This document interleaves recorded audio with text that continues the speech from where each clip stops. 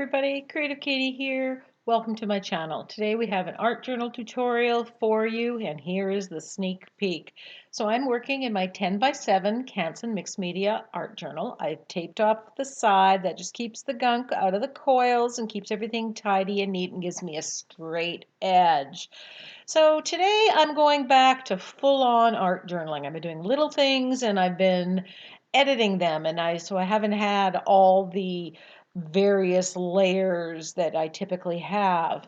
So I'm going to do some collage work to start off this page, and I'm going to put some doilies on there. Then I grab some gel prints or collage papers that I've created that were in my stash, and I'm ripping them up. Now, the collage papers that I'm using, that is going to determine my color story. And it gives me an idea. Some of this you don't necessarily see at the end, but it informs my decision making. It points me in the direction that I'm going to go. Some of the colors that are here is where I'm going to go. I'm going with that yellow, orange, coral color. And even the patterns that may be in those collage papers. So it kind of takes some of that decision making gets done for you by the selection of your collage papers. So I'm using gel medium matte finish, and I'm just going to glue all these elements down. Now, along with the color and pattern that they have, they're also going to give some texture to our piece.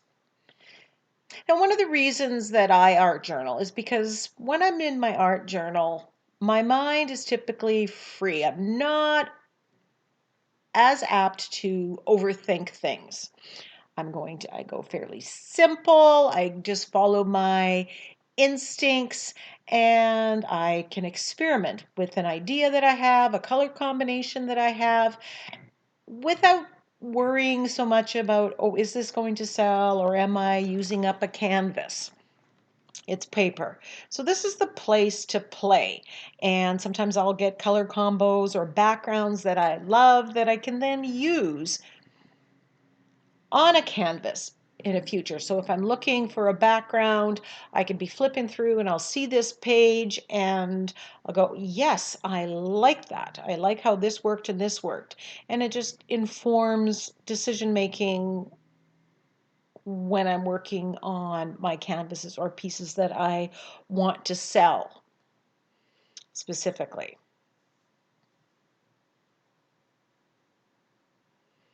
So now that everything is glued down, I'm just cleaning off my brush. Now I am using this Studio Light Mixed Media Foam Stamp. Now this I bought a couple months ago, and I have not had the opportunity to use it because it doesn't work for any of the craft fair items. So I am using archival ink, and I am stamping this pattern. This one is called, I believe it's Diamonds, but I will put a link to it in the description box below. Now I'm going to use my script stamp and put that in.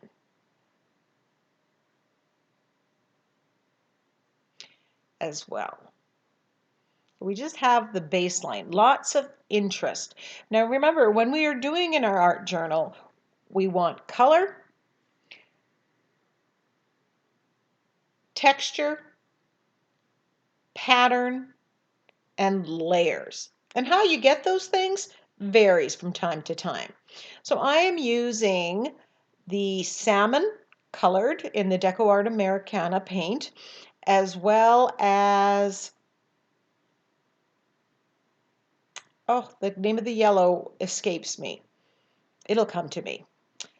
Now, before I decide to do that, I'm going, oh, I want to put some texture. And one of the quickest, easiest ways is to use modeling paste through a stencil. And I'm putting it right on top of some of the collage elements. This kind of blends the collage elements, gets rid of the hard edges. Now, I don't have an idea at this point in time about what I'm going to do for focal point, so I am just going and putting it where I want to see it. So I'm taking this yellow and the salmon pink and alizarin crimson I add. And watering it down, I want to still be able to see the stamping that I did and the collage papers. So I'm watering it down.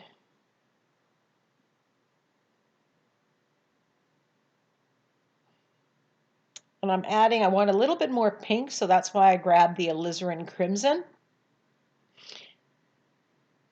And if you put too much paint on or it blocks things out, just take it up with a baby wipe.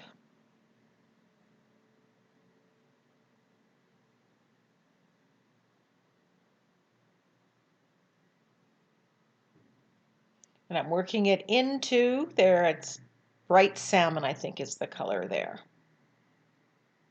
And just like I showed you, you can mix different types of acrylic paints. They'll all play well. So here is the background, and I'm getting in the habit of taking a picture of the background, and that goes in my background stash. Now, after a while, I decide, okay, what do I want to do for a focal point? And I grab this Crafter's Workshop rustic sign stencil. And instead of just stenciling it all, I decide to do the two words with a little bit different treatment. Here, I'm just tracing the bigger word, love, with a Stabilo All pencil. My plan here is to keep those words, those letters of this word, the color of the background, but basically outlined in the black. For the word choose, I'm using just black paint with a makeup sponge, and I'm just stenciling plain ordinary. Now remember, when you are stenciling, and especially for something like this where it is more the focal image, focal word, less paint on the sponge. You should not see wet paint on the top. You kind of dip it into the paint, tap it off on the side.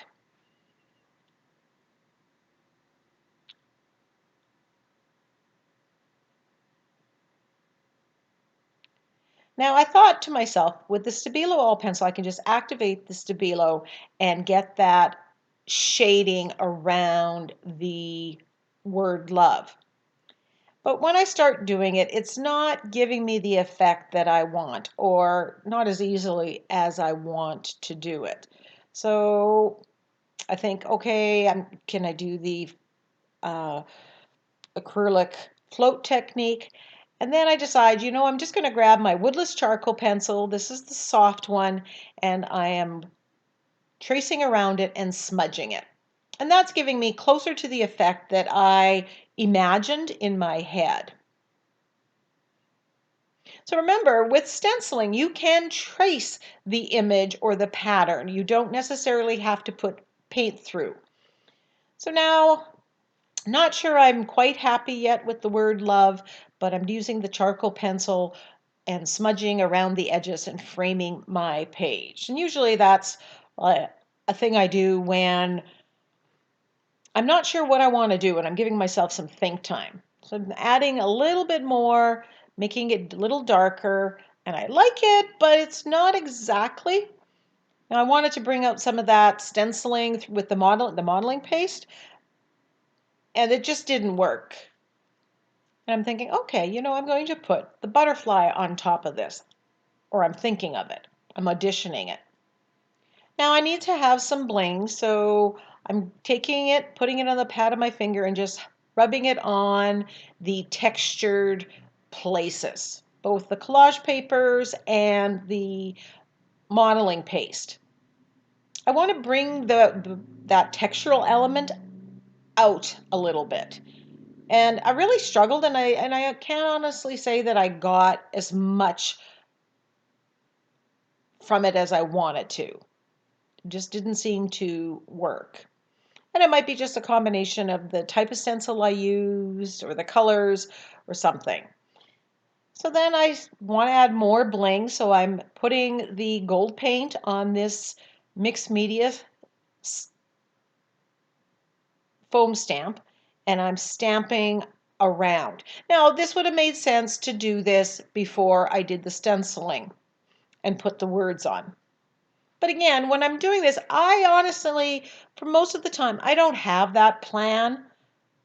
So I don't know where I'm going, so that's why sometimes it seems like I'm doing the steps in the wrong order.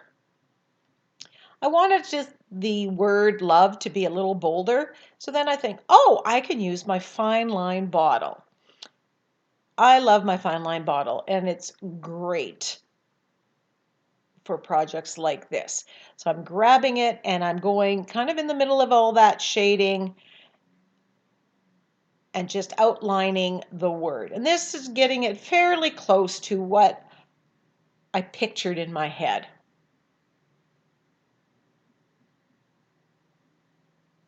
I'm wondering if I mixed the black paint with gloss medium, if it would stay glossy. Right now when I put it on and it's wet, you get that glossy effect. I'm wondering if I could do that, mix it with gel medium gloss and water and see if it will do. I think I might have to do an experiment and see if I can get that to work for me. And if I can, I will definitely end up having to buy more of these fine line bottles.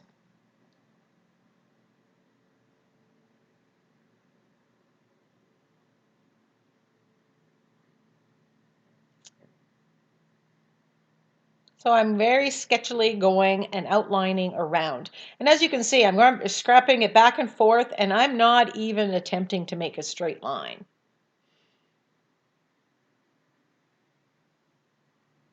Because there's no way I was going to. So here is where we're at now, and I could have left it at this. You do not have to add the next focal image, but I just decided I needed to add a butterfly. And I pull out some butterflies. I really like the yellow for the contrast, but it was a little too big for what I wanted. So I grabbed this other one. Now, the colors when I printed it out got faded somewhat. So I just decided that I'm going to adjust the color density. So I grab my deep violet, my orange, my yellow,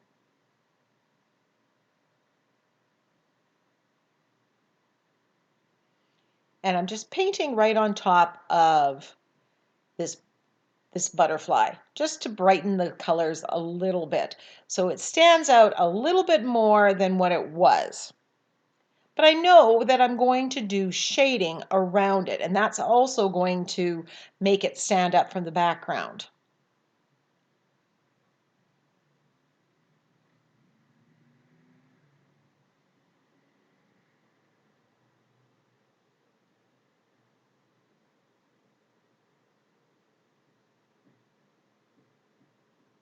Now this yellow is fairly opaque, and as you can see, it just pretty much blots out everything that's there. So I wipe back some of that, and then I paint in, and you'll see me in a minute, paint in some of those black details as well.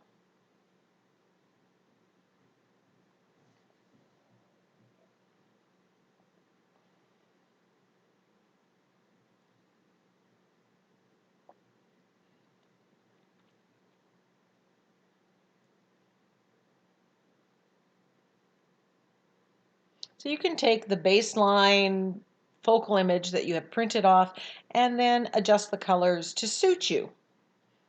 Sometimes I've even put a coat of gesso on it and then painted it totally, and I'm just using the basic outline. Now I have leftover paint on my palette, and so I decide I'm going to grab some paper and I'm just putting that on here. I didn't even have enough to fill up the page, but that's okay because I can add more to it. And this will be used for collage work on some other project.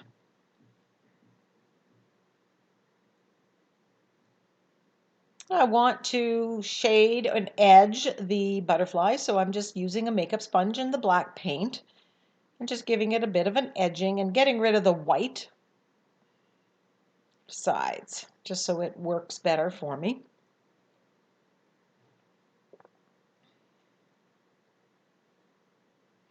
Naples yellow, that's the yellow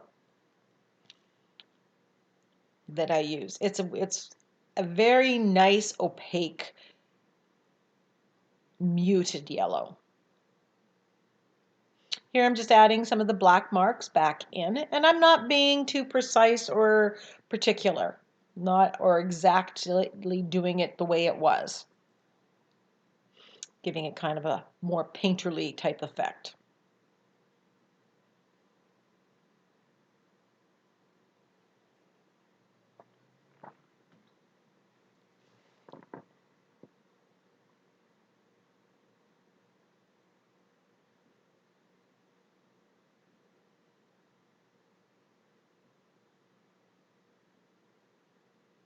Painting out the antenna.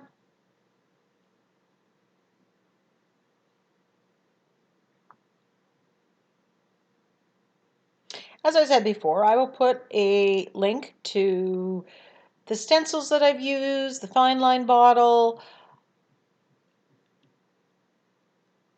So if you're interested in that and you want to see it, you can go to that link. If you shop at through my Amazon link, I do get a small commission, but you do not pay more. But please always, always, always check to make sure that you're not paying for shipping or that the price hasn't jumped, because it doesn't always stay the same from when I link it to when you might purchase it. I'm gluing this down with gel medium matte.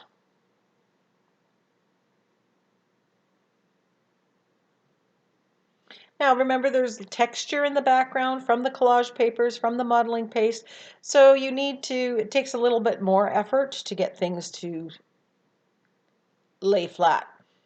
Needed a little bit of black in here. Now in a perfect world, I would have stamped right now instead of before with the Studio Light foam stamp, and that would have put the black on the top. But it's too difficult with where everything is right now. But if I was doing it again, that's one thing that I would do again. Here I'm using my woodless charcoal pencil and shading around the butterfly to make it stand out a little bit more from the background, because the colors are very much the same. And I'm using the blending stump to get right close up to the paper. One of my new favorite tricks.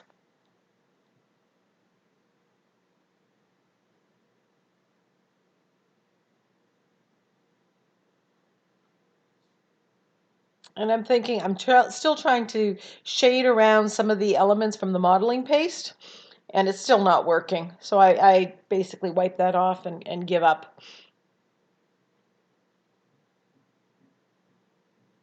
So thank you so much for watching. Check out the videos in the iCards in the top right hand corner. Wait till the end, and I'm going to recommend other videos that are in some way related to this one. Color scheme, theme, products used. Give me a thumbs up, share with your friends. Thank you.